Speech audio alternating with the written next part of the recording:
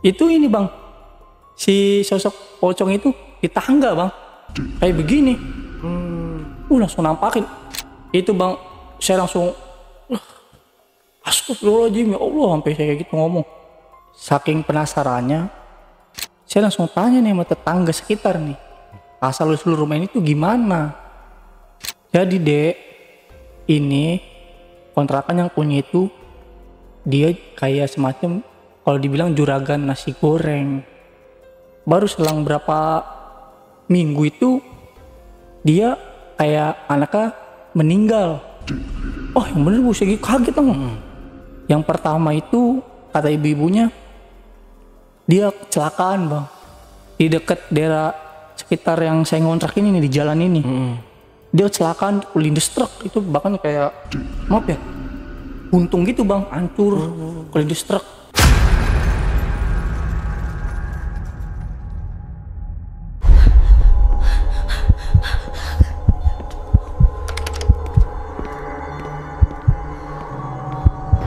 Mau merinding? Nonton Jejak Backpacker. Dijamin gak bisa tidur.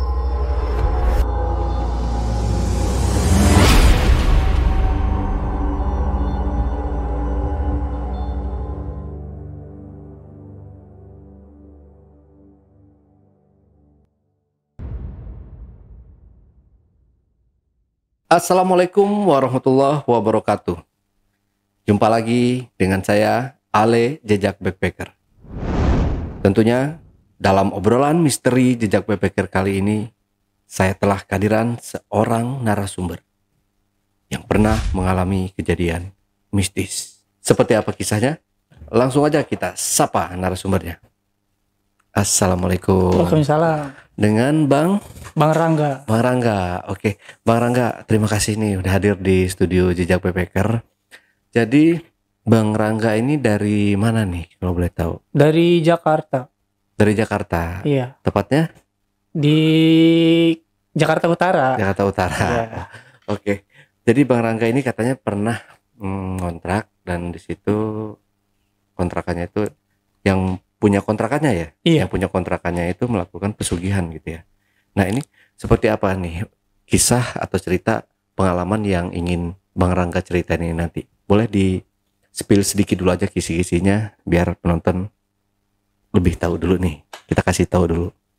Jadi saya pengen cerita tentang pesugihan yang dimana itu dulu saya tempatin di kontrakan, dan si tempatnya ini istri dan anak-anak itu, korban pesugihan itu dia meninggal dunia karena kecelakaan. Oh, jadi tumbal ya. Iya, jadi tumbal ya. Pesugihannya. Oke, disimpan dulu aja kalau gitu Bang Rangga ceritanya. Kita lanjut setelah ini ya. Tapi sebelum Rangga menceritakan pengalaman mistisnya lebih lanjut lagi, saksikan setelah OMG yang satu ini. Kopi Liong Bulan. Nuansa legendaris di mana keunikan rasa dan aroma mengalir dari setiap biji kopi pilihan. Keistimewaan yang dipersembahkan bagi mereka yang menghargai cita rasa terbaik. Gurih dan aroma asli yang khas dibuat dengan sempurna. Kopi Liong Bulan, keajaiban dalam setiap aroma. Bang Rangga, udah siap buat cerita? Siap. Siap ya. Nanti kalau misalkan di tengah-tengah cerita Bang Rangganya tiba-tiba ngantuk, Bang Rangga diseruput aja kopi liongnya yang udah kita bikin ini. Siap. Spesial nih, saya yang bikinin langsung tadi. Oke, Bang Rangga siap? Siap. Siap ya, silahkan.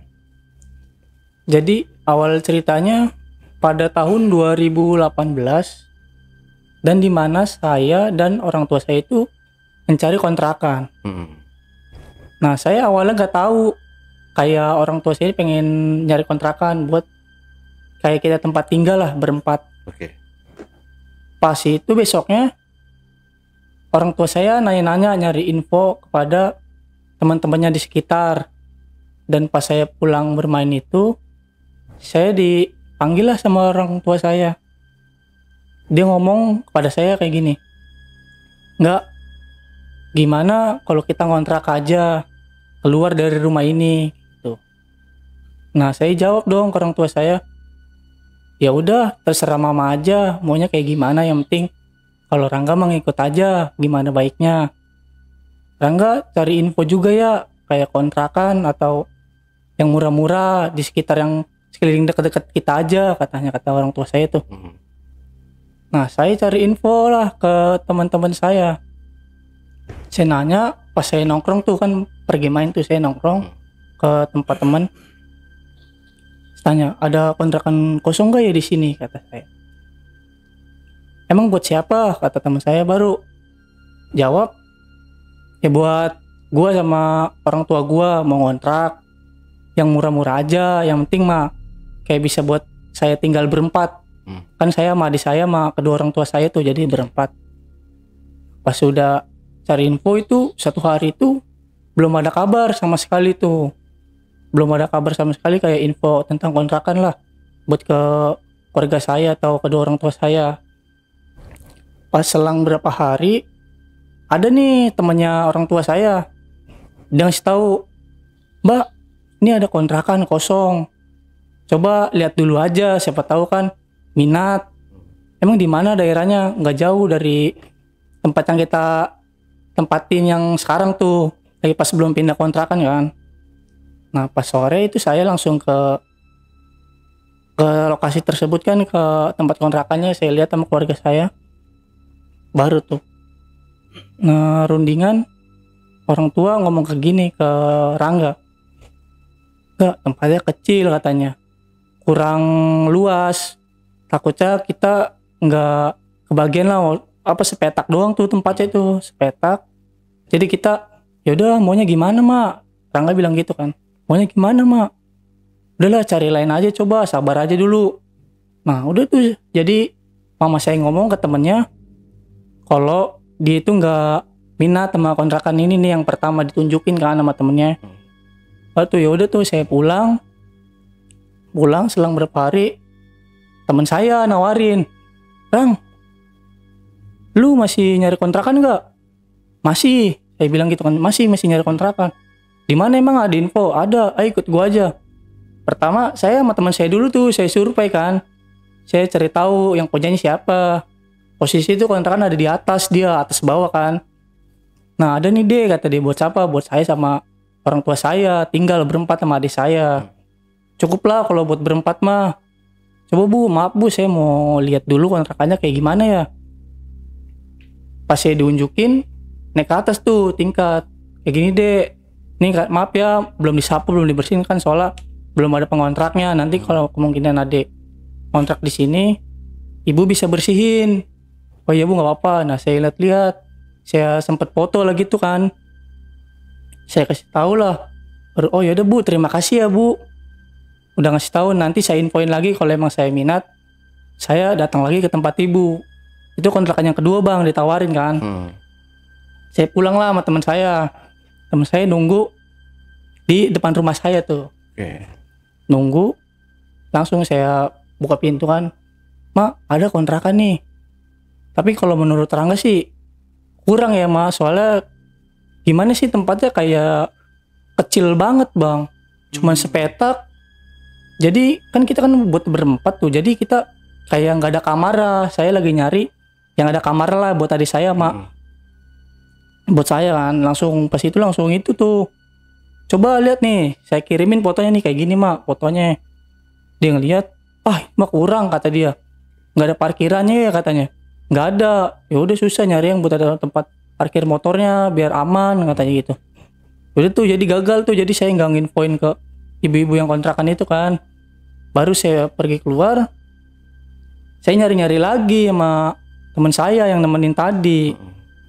Di mana ya kata saya, di mana ya ini kontrakan yang murah, yang posisi lagi tuh susah bang nyari kontrakan. Pas saya jalan muter-muter naik motor, saya baca-baca tuh di tembok-tembok tuh, ada kontrakan. Baru saya datengin, ada WA-nya nih. Saya WA, permisi pak, ini saya lagi nyari kontrakan, ada yang kosong gak ya? Nah gak lama selang berapa menit dibales tuh, oh iya masih ada, mau dilihat kapan? Saya bilang sekarang pak. Baru saya nyamperin kan, dia Sherlock ke rumahnya tuh. Saya nyamperin, Pak. Oh ini Rangga. Iya saya Rangga. Pak di mana Pak lokasinya? Dianterin sama dia tuh. Dianterin ke kontrakannya. Nih kontrakannya cuman ada 4 pintu. Jadi yang 134 itu dia udah diisi orang. Jadi yang kedua nih yang kosong. Saya dibuka tuh pintu, datang. Permisi kan, saya bilang. Permisi. Masuk. Saya lihat-lihat nih situasinya. Atas semua saya perhatiin. Kayaknya emang gak serak dalam hati tuh. Kayak gak serak aja, kayak gak cocok gitu. Udah gitu kayak banjir bang, kayak ada genangan di depan tuh. Wah ini mah otomatis kalau hujan gede pasti banjir, masuk ke dalam. Repot lagi nanti urusannya. Baru gak lama saya gak ngomong banyak-banyak sama bapak itu. Baru tuh udah saya langsung, itu Pak terima kasih banyak ya Pak infonya, ntar saya kabarin kalau emang saya suka. Oh iya deh, sama-sama. Keluar nyari lagi tuh, itu ke kontrakan ketiga kan. Nah keempat saya nyari lagi. Kurang lebih tuh berapa kilometer lah dari tempat situ ada. Nah teman saya yang lihat, kalau saya kan emang fokus bawa motor aja kan, matanya kemana-mana. Baru teman saya ngeliat, berhenti nggak? Kenapa? Ada kontrakan kosong kata dia. Coba yuk samperin yuk. Di situ dia emang ada banyak bang kontrakannya. Pokoknya itu dia panjang lah kontrakannya kan. Jadi kayak begini nih dia nih, depan-depanan. Tengah-tengah itu parkiran motor. Saya nanya kan, ini sih itu Bu Haji kan. Si Bu Haji ada kontrakan kosong. Ada banyak deh. Buat siapa? Buat saya. Oh buat tadi sendiri atau sama pasangan? Ngomong gitu. Enggak Bu Haji, buat saya sama orang tua saya berempat sama adik saya. Oh ada nih, tapi cuman kamar ada 1 doang bang. Jadi disekat gitu dia, buat kamar baru langsung ke kamar mandi. Nah saya lihat kan, ini lumayan nih kan. Saya udah mulai kayaknya ini nih cocok nih buat saya nih ya kan. Begitu kan lingkungannya banyak orang, jadi sekitaran aman lah motor atau apa parkir ya kan. Pas itu saya, Pak Ji izin saya mau video call orang tua saya, boleh? Iya boleh silakan. Video call tuh saya kasih tahu semuanya kan. Nah orang tua saya bilang gak ngomong. Saya matiin kan teleponnya, kan gak enak kalau mau ngomong ada Bu Hajinya. Nah orang tua saya ngechat, ya jangan yang itu, tempatnya kayaknya gak enak dilihatnya katanya itu. Terus yang mana kata saya, bingung kan. Terus yang mana, maunya gimana sih? Udah nyari nih sampai dari siang sampai maghrib muter-muter. Udahlah mama aja lah yang nyari, saya gituin tuh. Saya namanya capek muter-muter nyari. Udahlah setelah mama aja. Baru gak lama temennya mama saya nginfoin ke mama saya tuh, ini ada mbak kontrakan, pas banget nih kontrakan yang 1, kedua, ketiga, keempat kan itu kan gak ada yang cocok tuh. Nah yang kelebih ini cocok bang. Cocok tuh, dianterin lah. Jadi yang datang itu ke kontrakan itu saya, mama saya sama temannya mama. Datang lah. Jadi situasinya itu emang banyak kayak deket jalan raya dia. Ke jalan raya. Terus kita masuk ke gangan itu bang. Ke gangan tuh kayak gang sempit lah modelnya. Gang sempit. Masuk ke dalam. Nah itu kontrakannya. Udah gitu kontrakannya emang gede banget bang. Atas bawah ada kamar 2. Ruang tamu itu gede. Terus dapur sama kamar mandi itu misah bang. Gede. Saya masuk ini kan jalan. Nah di depannya emang ada gerbang bang. Gerbang tuh khusus kayak buat kita sendiri. Jalan, baru dibuka pintunya tuh sama orang kan, udah ditemuin kan sama bapak. Dibuka, siapa yang mau nyari kontrakan? Saya pak. Oh iya silakan dicek dulu aja, dilihat. Itu bang, saya masuk kayak udah nggak pakai lama. Kayak terbengkalai. Jadi kayak sunyi sekali tuh. Udah pokoknya debu atau apalah. Saya cek kan ke dalam-dalam. Emang di situ enaknya air tinggal ngocor bang, kayak pakai pam. Enaknya di situ. Saya naik ke atas. Itu gede banget bang. Gede, jadi kita naik nih tangga kayak gini, baru ke kiri. Nah jadi kamar yang pertama lebih tinggi. Nah yang kedua ini agak rendah tapi ada buat jemuran bang. Ada buat jemurannya tuh. Gede lah. Saya lihat-lihat itu atap pada bolong. Kayak pada dedaunan kering. Pas saya buka jendela kan belakang. Itu kayak tanah luas banget bang. Kosong. Kayak modelnya pepohonan gede tuh di hutan. Gitu. Baru saya turun kan. Gimana mak? Suka nggak? Yaudah nanti bilang sama ayah dulu. Kita rundingin lah biar enak gimana. Nggak lama yaudah kita pulang. Orang tua saya kan ayah saya itu dia kerja masuk pagi, nah pulang sore. Pas sudah datang, ayah saya istirahat, makan mandi semuanya. Barulah ngomong tuh mama saya. Ya gimana, ada kontrakan gede. Per bulannya saya kurang tahu ya kalau itu nggak pernah nanya-nanya sih. Itu kayak orang tua saya aja yang lebih tahu. Ada kontrakan gede, ya mau nggak? Di mana ini di seberang katanya.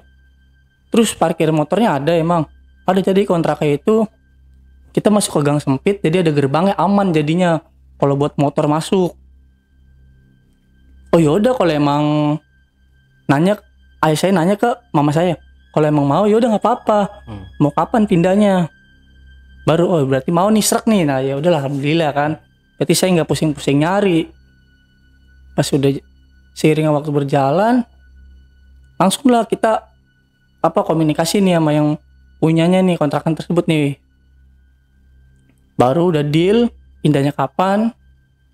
Udah langsung kita kayak ngangkut-ngangkutin perabotan lah. Kita siap-siapin nyewa gerobak sama teman-teman saya panggil nih minta tolong kan. Nah, teman saya ini ngomong, rumah sempit amat sih jalanannya kayak gitu. Lu tuh sempit amat sih jalannya, gerobaknya gak masuk katanya. Ya lu pakai hati kata saya gitu. Lu pakai hati dorongnya makanya jangan main asal geresak-gerusuk aja. Baru dorong-dorong semua kan udah diangkutin tuh kelar-kelar. Pas jam 8 lah. Saya ngangkatin dari jam 3. Itu emang benar-benar dipus tuh, nggak ada berhenti. Yaudah. Udah dibersihin kan semuanya tuh dibersihin, semuanya dipel Baru tuh mama saya ya biasalah ngasih uang capek ke teman saya. Makasih ya Nang. Udah bantuin ya, nggak apa-apa Mama Rangga. Baru tuh setelah kita tuh beres-beres rumah tuh ya kan. Ini bajunya saya, baju adik saya, orang tua saya dipisah kan. Dah lu susun kamar lu di atas kata dia. Nah kamar adik saya itu di sini. Oh yaudah. Saya ngambil ini saya kan. Kayak tas isinya baju saya semua tuh. Saya langsung ke kamar tuh yang paling tinggi. Saya bersihin dulu, saya sapuin semuanya kan. Pel semuanya udah rapi enak. Saya tinggal nyusun baju. Baru saya masukin baju, saya lipet-lipetin, saya taruh kan udah rapi semuanya lemari. Tinggal saya naikin kasur sama ayah saya kan emang berat kan. Saya lipet-lipet, saya gotong ke atas. Udah tuh udah rapi semua, pokoknya rumah udah clear lah, udah rapi. Saya itu langsung istirahat lah, namanya habis pindahan capek kan. Saya istirahat tuh di kamar sendiri aja. Tuh suara kayak suara-suara di ini perkampungan, kayak suara-suara binatang gitu.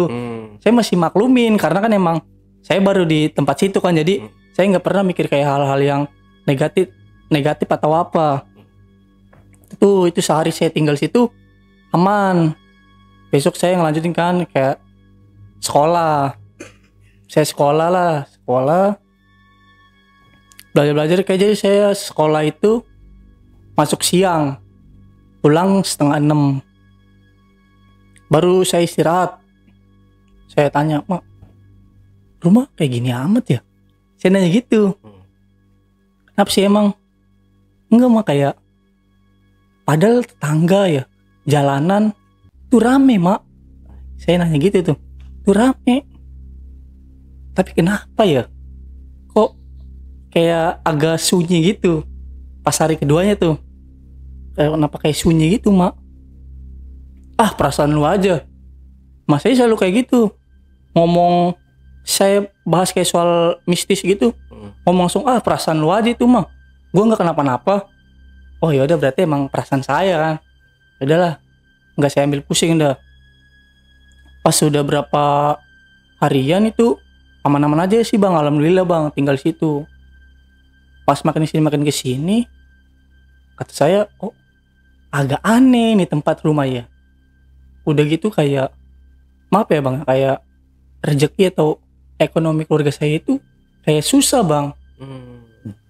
Kayak agak susah, kayak seret lah kalau dibilang ya. Kan kalau rumah itu kan emang kayak cocok-cocokan ya bang ya, kayak rezeki ya gitu ya, bawa rezeki atau apa. Jadi pemasukan kayaknya sulit banget bang, kayak rezeki gitu.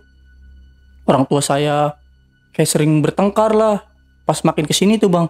Kayak udah cekcok apa aja, hal yang nggak perlu dibahas itu apa jadi bahas di situ bang. Ini kenapa ya? Saya masih tanda tanya bang di situ bang. Di rumah ini kenapa?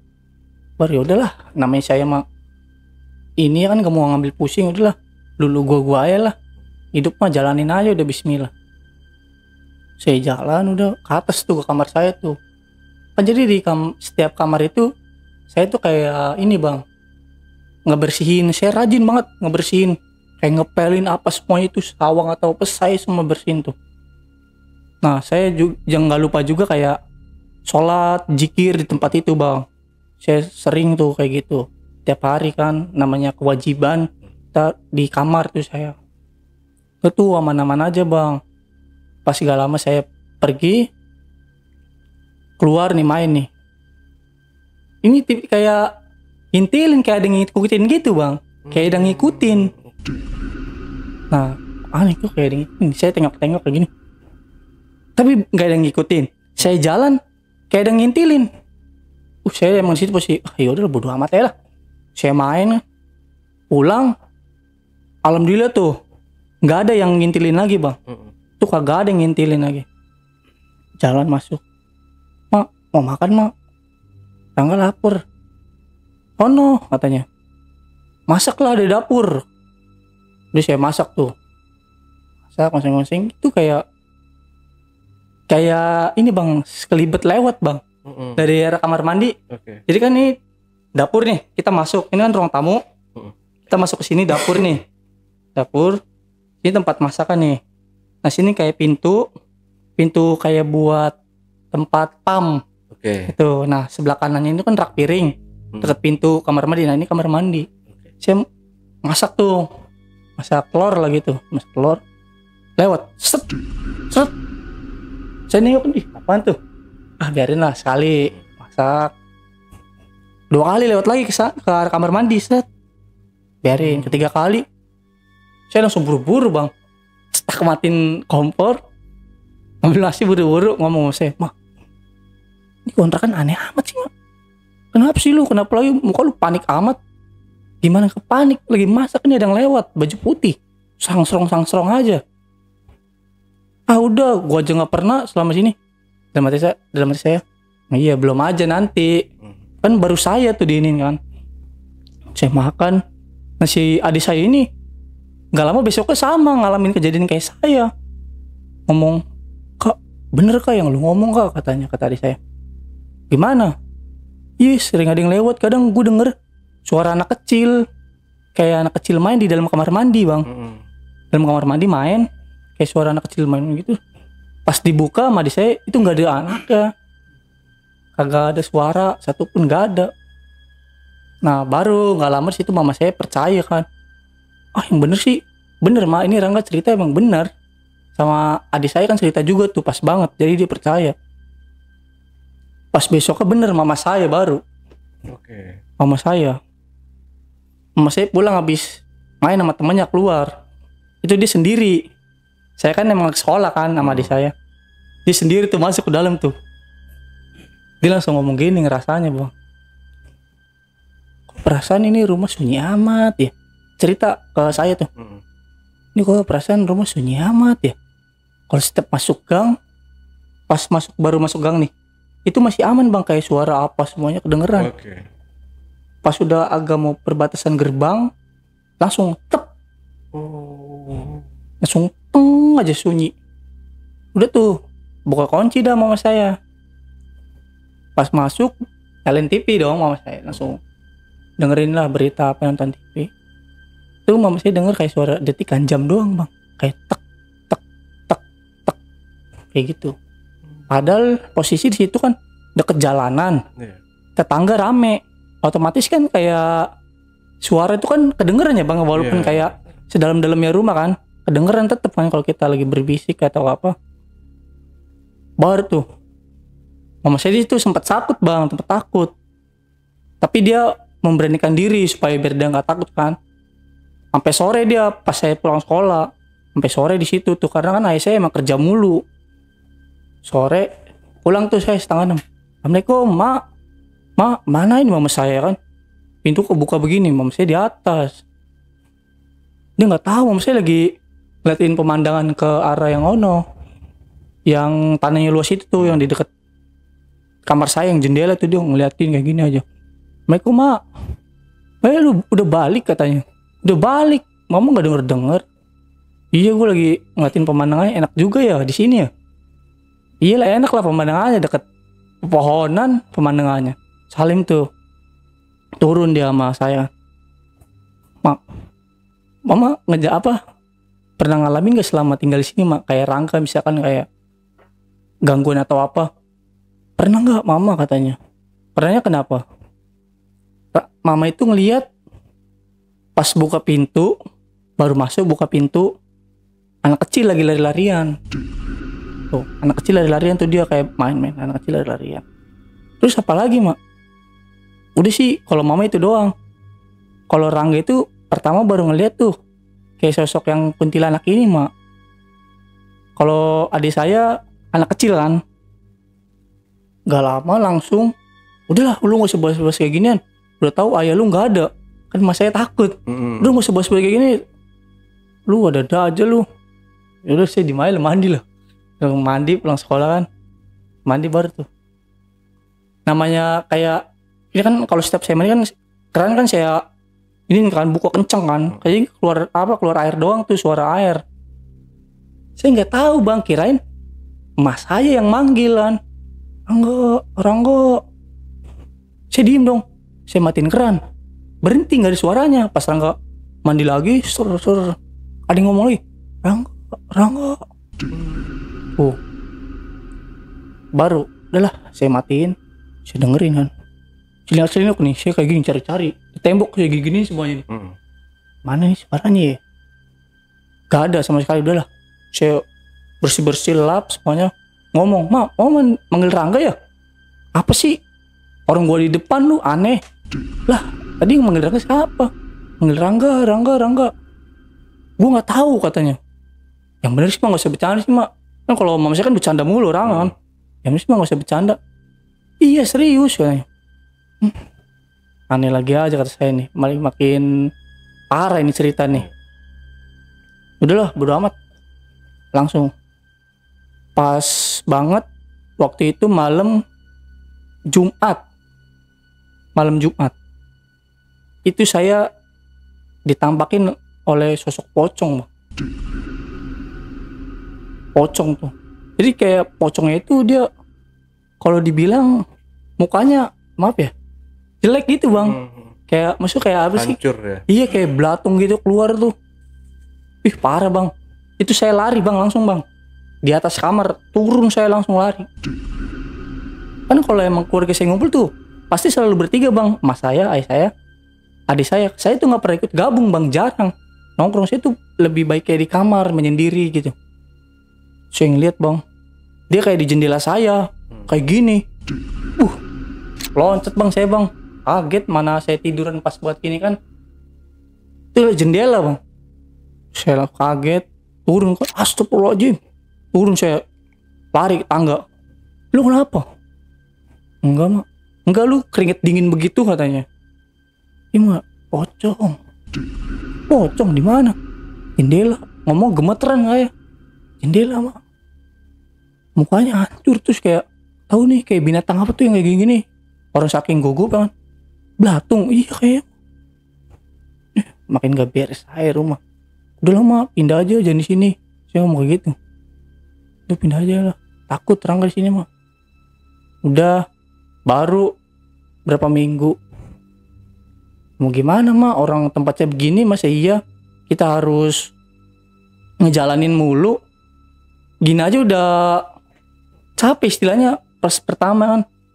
Udah gitu ekonominya seret, banyak gangguan, apalagi mau ditongolin nanti. Mau saya sempat diem tuh. Ya udahlah mau gimana, nggak, udah nikmatin dulu aja nih, udah gede, murah lagi kontrakannya. Udahlah saya ngikut orang tua saya aja. Malam Jumat tuh, pas malam Jumat kan, lalu sono tidur lagi. Saya tidur bang, nggak berani di kamar baru tuh malam itu. Di ruang tamu saya umpel-umpelan tuh, berempat dia di ruang tamu. Kan kalau orang tua saya mah tidurnya di bawah di ruang tamu dekat TV sama pintu. Nah kalau kamar itu buat khusus saya sama adik saya doang. Baru udah tidur, lah tidur di sini aja.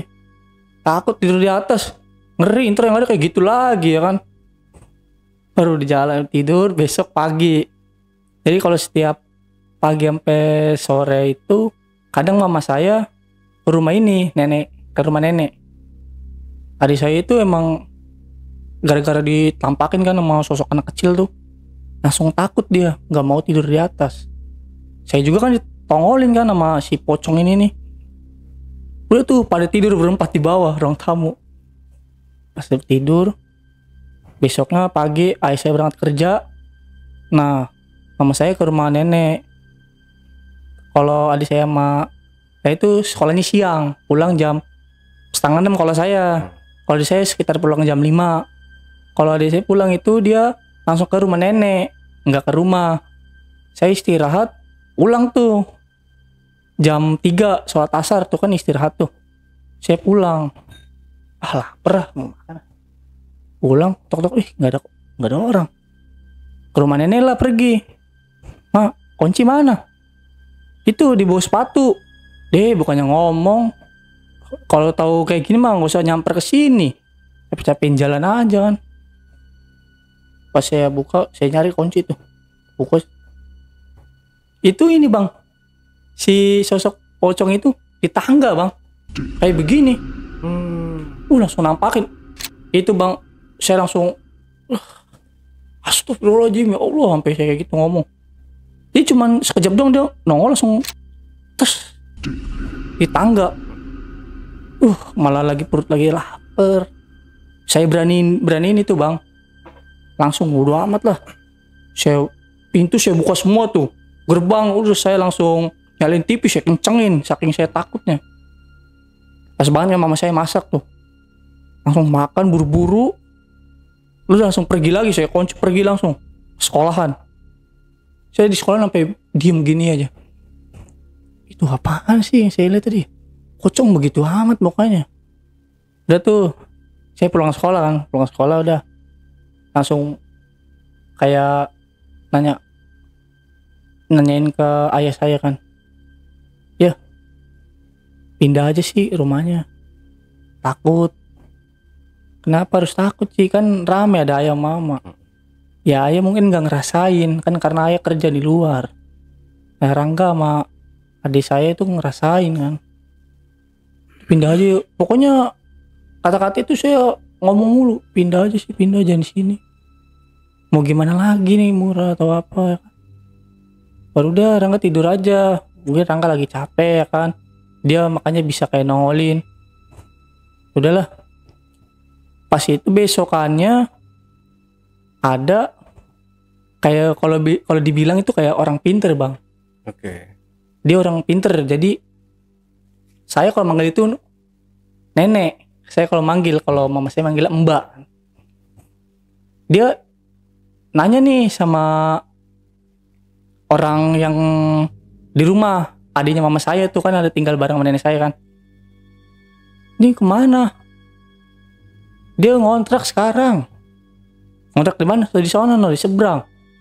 Coba kita iseng mau main gitu. Pas banget tuh. Diunjukin kan sama adiknya mama saya yang bontot. Ini mbak rumahnya. Oh ini rumahnya, udah makasih dah. Adiknya mama saya yang bontot dia langsung pulang kan karena nganterin doang. Barulah nenek itu yang saya bilang yang orang pinter itu. Nanya sama tetangga. Ini rumahnya Rangga. Kontrakannya iya. Nah sudah masuk aja mbak gitu. Orangnya di dalam. Langsung ngicilek kayak masuk tuh. Pas dia itu ketok-ketok, Assalamualaikum. Mas saya jawab, oh iya mbak, dia di sini ngontrak. Iya. Dia baru tiba-tiba itu baru datang, langsung kayak gini nih dia, tengok. Tuh kayak tatapan matanya tajam bang. Pokoknya parah di sini.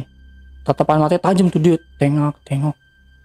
Dia ngomong kayak gini, ngomong saya, kok lu mau sih pindah di sini? Tuh. Emang kenapa mbak? Lu betah tinggal di sini? Insya Allah mbak dibetah-betahin aja lah, namanya juga lumayanan aja lah di sini. Coba, gue pengen masuk ke dalam. Masuk ke dalam tuh dia ke daerah dapur. Dia nyebut bang, astagfirullahaladzim. Nggak taunya tuh di dapur itu, kalau di kamar mandi tempatnya si kuntilanak ini nih sering warawiri. Nah kalau yang agak di deket pintu pam dalamnya itu pocong yang itu bang, yang belatungan tuh mukanya, nyebut ya astagfirullah. Keluar, kok lu mau sih, udah pindah aja, nggak bener nih rumah. Maksudnya kayak ada kejanggalan nih di rumah nih, kenapa bisa kayak kalau dibilang angker. Baru pas dia mau naik ke atas, baru itu naik tingkat bang, berapa tingkatan, langsung gak jadi bang, turun lagi. Dia takut. Gua gak berani dah kalau naik ke atas. Ngomong kayak gitu, gua kagak berani. Kenapa mbak? Ini bener-bener angker ini rumah nih. Gua rasa lu pas pindahan, lu ini gak sih, lu bersihin gak sih? Gitu ngomongnya. Enggak sih, cuma ngebersihin kayak nyapu-nyapu kotor-kotorannya aja mbak. Lu kenapa kalau pindah gak ngomong sama gua, biar gue iniin maksudnya, kata dia. Ya saya kan gak tahu mbak. Udah lu pindah aja katanya, jadi ini nih. Udah dia tahu, padahal orang tua saya itu gak cerita kalau, padahal orang tua saya itu belum cerita ke mbak-mbak ini nih yang orang pinter ini. Di sini mah rezekinya susah, masukkan uang lu juga susah, rezekinya seret. Udah gitu tempat angker begini baru masuk, udah sunyi kayak masuk ke dunia gaib. Dia ngomong gitu langsung, kayak masuk ke dunia gaib. Lu mau nyari kontrakan yang bener-bener asik, di mana maksudnya? Lama, oh ya udahlah. Nanti mungkin mbak, saya nyari kontrakan lagi, tunggu apa kayak memungkinkan kita bisa pindah baru nyari mbak. Coba mbak tolong bersihin sih mbak. Udah dah, lu beli kembang kata dia. Lu beli kembang 7 rupa sama siapin air tuh di baskom kata dia. Pergilah ke pasar nyari kembang 7 rupa tuh, ketemu sama air mandi di baskom kan. Udah tuh dia nggak baca-baca apa, nggak tahu, kayak baca-baca mantra gini. Pas udah kelar, lu ini air kembang lu siram nih ke gangan yang kecil itu tuh, yang baru mau masuk deket pagar. Terus bacanya gimana mbak? Baca aja sholawat Nabi sama bismillah, insya Allah. Siram tuh mama saya. Ini kalau air buat lu mandi sama semuanya nih, anak lu, laki lu, udah mandi tuh air, insya Allah nggak diganggu. Makin kayak digituin nih, maksudnya mau dibersihin, makin jadi bang itu setan bang, makin jadi brutal. Udah pas udah kelar kan mama itu, udahlah gue pamit lah, gue nggak bisa lama di sini, gue kawa gue gak enak perasaannya, kayaknya nggak ada resep amat ini rumah, digituin tuh. Nggak tahu kalau asal usulnya ya ini itu belum tahu kan, karena saya emang baru nampak neror doang ke saya. Pas waktu itu menjelang, saya mau kemana lagi tuh lupa. Oh iya, saya mau ada acara pengajian bang, kayak majelis. Itu malam Rebo apa malam Selasa tuh, saya kurang tahu lah. Pokoknya malam itu saya pergi majelis, baru keluar pintu tuh tetangga bang surupan teriak, wah Ih kaget dong pada keluar. Ah coba saya iseng kan, namanya penasaran. Saya udah pakai rapi tuh kokos semuanya, tinggal mau ngaji, rapi majelis. Ada tuh kayak ustadz gitu kan. Dia ngomong gini, permisi, ini siapa? Matanya bang, corong kayak gini. Ngeliatin gini. Kan depan itu ada saya sih, itu saya duduk kan. Saya namanya nggak ngerti ya, saya ngeliatinnya gini aja. Tanya. Dia ngeliatinnya ke saya. Kayak gini, nunjuk. Apa emang, kenapa anak ini? Dia ngomong gini. Ih, saya seneng sama dia. Gitu bang, nunjuknya. Dia nggak pernah tahu kalau selama ini saya ikutin dia kemana aja pergi. Itu bang. Lah emang kenapa masalahnya ngikutin dia? Saya suka karena dia nempatin tempat tinggal saya selalu dipakai buat kebaikan. Dibersihin kamar saya. Jadi yang saya tempatin itu di atas ini bang, kamarnya dia, nggak tahu si kuntilanak ini bang. Kamarnya dia. Makanya di situ dia seneng sama saya. Baru tuh nggak. Lah itu kan memang kewajiban. Mau kayak gimana? Memang kewajibannya sebagai yang punya rumah ya ngebersihin tempat tinggalnya. Pokoknya saya mau ngikut dia. Nadanya serem bang. Kayak ketawa. Serem banget lah pokoknya. Tawa-tawa, teriak-teriak. Itu disadarin gak sadar-sadar bang. Sampai saya telat majelis tuh. Udahlah saya mau majelis kan. Saya tinggal tuh. Tinggal. Barulah. Gak lama pas malam saya pulang majelis. Sekitar jam 12. Sekitar jam 12 tuh. Langsung kan.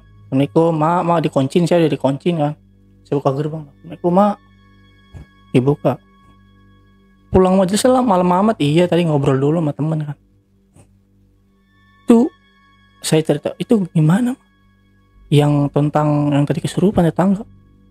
Tahu dia bilang pas lu pergi katanya jangan pergi dari tempat situ, tempatnya dia, kontrakan ini. Kita nggak boleh pergi katanya.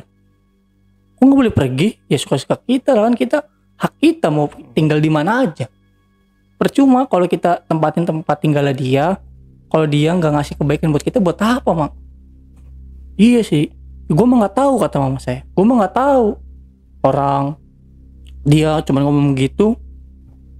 Saking penasarannya, saya langsung tanya nih sama tetangga sekitar nih, asal usul rumah ini tuh gimana? Saya tanya, Bu, misi Bu maaf kalau saya pertanyaannya kurang sopan atau nggak bagus.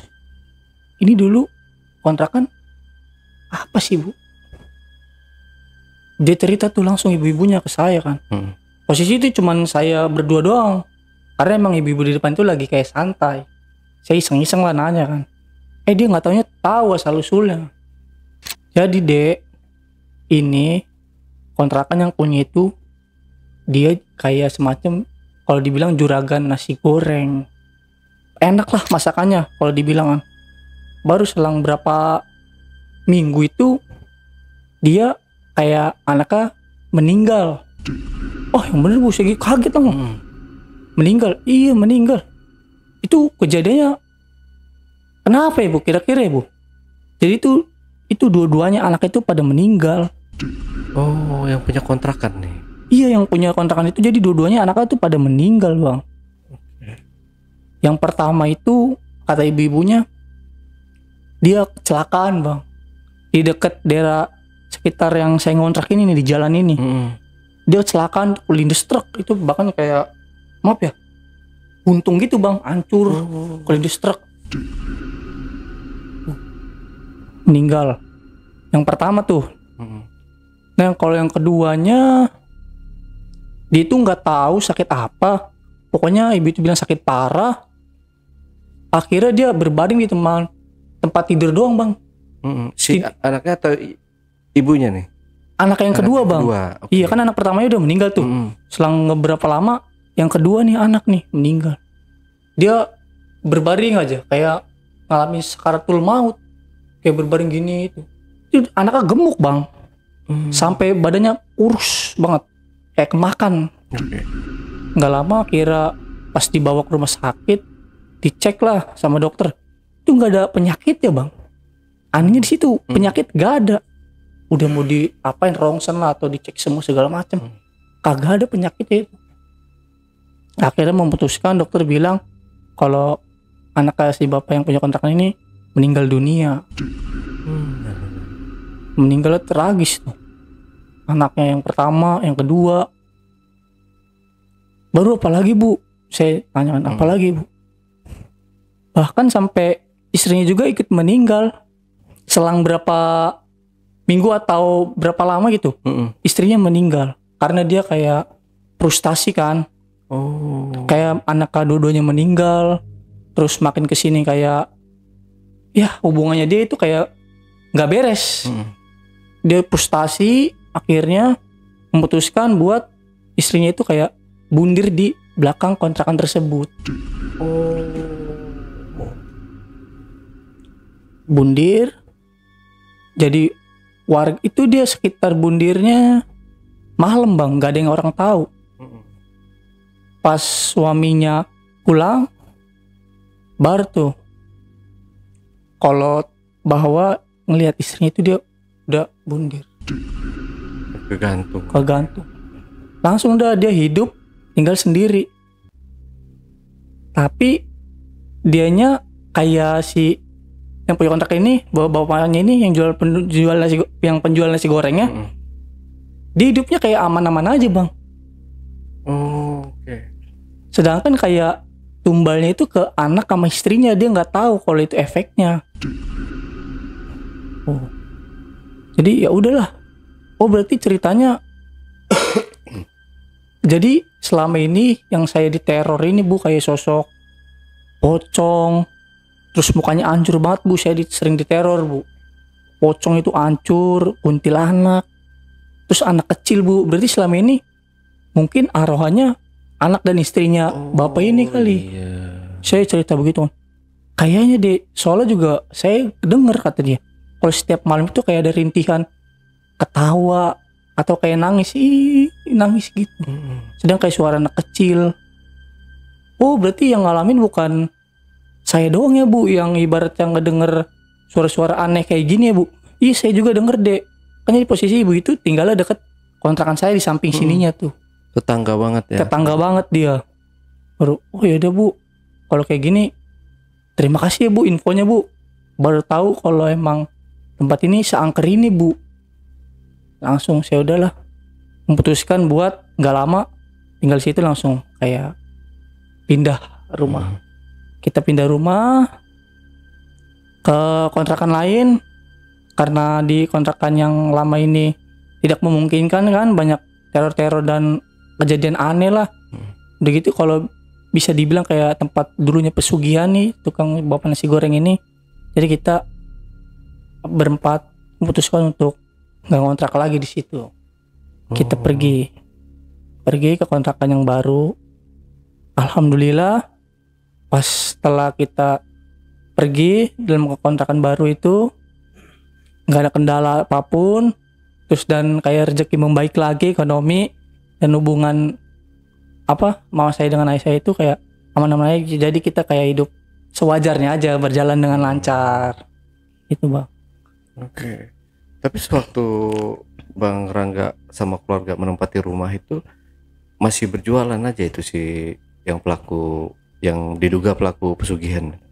Masih tetap jualan bang. Jadi dia kayak modelnya kayak pura-pura orang miskin, kayak compang-camping gitu, kayak dorong gerobak. Tapi dia punya cabang bang. Anehnya di situ bang. Yang jadi pertanyaan orang tuh, dia udah banyak duit, ibaratnya ya bahasanya kayak cabang di mana-mana, kenapa lu masih berjualan kayak gitu bang?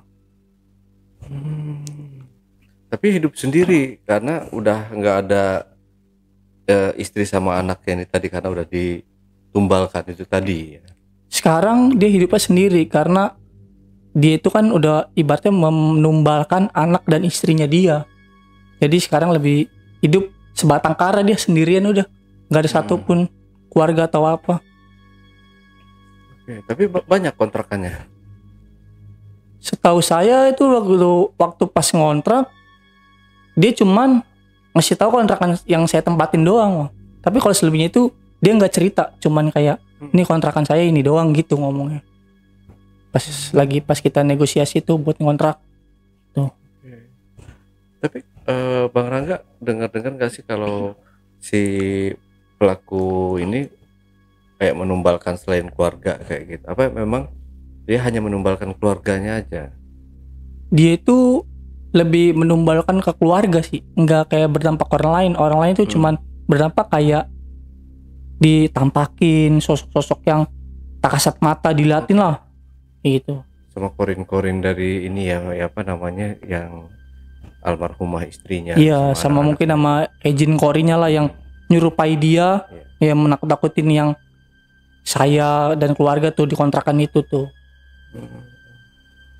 Tapi nggak ada kayak apa namanya Bang Rangga sama keluarga waktu itu menyadari nggak kalau mungkin si korin dari istrinya ini minta di apa namanya disempurnakan kayak gitu? Pernah lagi tuh lewat, jadi kayak ada orang bisa ngomong nih rumahnya siapa, ngomong gitu kan. Saya dapat dari tetangga juga sih ini ngomong nih rumah siapa, ada rumah bapak yang jualan nasi goreng. Dia langsung nyebut begini, langsung kayak to the point, pesugihannya dia ya, langsung kayak gitu, langsung nyebut orang pintar itu dia pesugihan ya. Terus iya pak, dia ceritalah tuh tetangga, dia pesugihan dan dia menumbalkan 3 orang yang dia sayang, kayak anaknya 2 orang meninggal, terus dan terakhir istrinya dia yang meninggal. Ya, kalau umur sendiri si bapaknya ini udah tua? Umurnya sekitar 40-an, nggak terlalu tua, nggak terlalu muda, maksudnya umur 40 lah standar. Kalau istrinya emang lebih muda dari dia. Kalau istrinya saya tahu istrinya lebih muda tuh dari dia tuh. Kalau dia emang udah pala 4 lah kalau dibilang. Nah kalau dia melakukan pesugihan ya, menumbalkan anak istri, hidup sebatang kara, dan dia yang mengurus sehari-hari, dia ada pekerjaannya juga yang membantu kegiatan sehari-harinya. Nggak ada bang, nggak ada yang bantu sama sekali. Udah jadi dia kayak apa, nikmatin karamanya dia sendiri, udah menumbalkan anak istrinya dia. Jadi ya itulah resikonya orang menumbalkan anak istri. Jadi apa-apa dia sendiri sekarang. Dulu kan dia waktu pas masih ada anak istri dia kan apa-apa selalu dibantu. Sekarang mau gimana, udah pada meninggal kan, gara-gara ulahnya dia sendiri ditumbalin anak istrinya. Mau nggak mau jadi sebatang kara. Keluarga Bang Rangga sendiri sekarang udah menempati ini ya, di tempat yang baru ini sudah berapa tahun? Udah lama sih, hampir 3 tahunan udah. Udah 3 tahunan Iya. dari tempat sebelumnya itu. Iya, alhamdulillah sih aman-aman aja sekarang, udah lancar-lancar aja lah. Setelah kita keluar dari tempat tersebut tuh kontrakan yang lama. Tapi posisi masih dekat juga atau jauh? Nggak terlalu jauh sih, deket lah kalau dibilang bisa, kalau jalan kaki bisa aja. Masih ada sampai sekarang? Masih ada. Terakhir saya ngelihat itu kayak langsung kayak sunyi, nggak ada yang nempatin tempatnya, nggak ada yang nempatin sama sekali. Tadi itu kan kalau ngelihat dari masuk gangnya tiba-tiba sunyi, jadi saya cuma merinding kayak masuk ke dunia lain gitu jadinya ya. Iya. Jadi kayak langsung kedap suara kayak gitu. Benar. Jadi kayak ibaratnya itu kita masuk nih gangan. Di pagernya itu kayak gerbang gaib. Iya. Kayak gerbang gaib boleh dibilang. Jadi kalau kita masuk, udah masuk ke dunia dia, dunia kita yang asli ini nggak ada. Kalau kita udah keluar dari gerbang itu, kita normal lagi tuh, kayak dunia kita banyak orang atau apa kedengeran. Iya. Kayak terhalang ya. Iya, kayak terhalang. Ada pembatas yang kita sendiri nggak bisa ngelihatnya. Iya. Oke, Bang Rangga. Terakhir mungkin Bang Rangga ada yang mau ditambahkan lagi atau pesan-pesannya mungkin yang mau disampaikan ke penonton, silahkan. Ya buat penonton Jejak Backpacker, kalau saya pribadi, kita itu cari rumah atau kontrakan, kita dilihat dulu dari situasinya kayak gimana. Terus kita tanya nih asal usulnya tetangga itu kayak gimana. Karena jangan sampai mengalami kejadian kayak hal-hal yang saya alamin dengan keluarga saya. Nggak taunya itu dulunya tempat buat pesugihan. Jadi itu perilaku yang nggak baik. Seenggaknya kita jauhinlah dari hal kayak gitu dan kita nyari tempat rumah atau kontrakan yang bagus atau enak ditempatkan. Oke, kalau gitu ya Bang Rangga, terima kasih nih. Dan mungkin buat teman-teman juga ya, benar apa kata Bang Rangga tadi, kalau kita mau cari kontrakan atau cari rumah, lebih baik cari tahu dulu asal usulnya nih rumah, atau tanya-tanya dulu ke tetangga sekitar rumah ini dulunya gimana gitu. Takutnya itu ya rumah entah itu bekas pesugihan, ada bunuh diri di situ, Iya, pembunuhan segala macamnya yang kita takutkan. Oke Bang Rangga, sekali lagi terima kasih. Nah JPackers, itulah tadi obrolan misteri jejak backpacker bersama narasumber kita Bang Rangga. Jangan lupa untuk selalu support channel YouTube Jejak Backpacker dan channel YouTube Ale Jejak Backpacker. Buat teman-teman juga yang punya pengalaman menarik dan ingin bercerita langsung di studio Jejak Backpacker, teman-teman dapat mengirimkan cerita menarik kalian melalui nomor WhatsApp di 0858 47683 atau bisa juga mengirimkan cerita melalui email di admin@jejakbackpacker.id. Wassalamualaikum warahmatullahi wabarakatuh. Oke, Bang Rangga, sekali lagi terima kasih buat ceritanya ya. Mudah-mudahan aman terus ya, walaupun nanti suatu saat kalau pindah ke kontrakan lagi ya. Iya. Amin. Sampai jumpa.